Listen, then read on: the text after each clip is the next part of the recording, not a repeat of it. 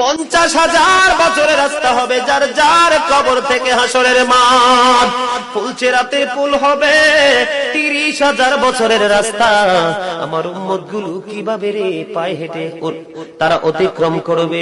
বন্ধু নবী এমনি এমনি কাঁদেনি রে, নবী জানিয়ে দিয়েছে কাল কিয়ামতের ময়দানে উম্মত গুলো খালি পায়ে থাকবে, মাটি তো তামা থাকবে।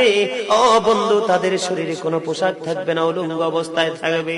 এমন মা আয়েশা প্রশ্ন করলো, গো প্রাণের নবী, জানতে মনে চায় নবী গো, এই যে আপনার উম্মত গুলো উলঙ্গ অবস্থায় খালি পায়ে সবাই থাকবে গো নবী, তারা কি নারী পুরুষ একসাথে? কয় হ্যাঁ, নারী পুরুষ একসাথে।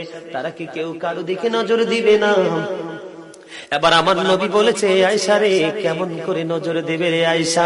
বন্যার পানি যেমনি প্রবল বেগে বৃদ্ধি পেয়ে পৃথিবীর মানুষগুলোকে গ্রাস করে ফেলে, কাল কিয়ামতের দিন এই জাহান্নামের আগুন মানুষের দিকে বন্যার মতো প্রবল বেগে ছুটে এসে মানুষকে ঘিরে ফেলবে। এত ভয়ঙ্কর হবে রে আয়েশা কেরা, এত ভয়ঙ্কর হবে আশুরের দিন, এত ভয়ঙ্কর হবে সেই দিন।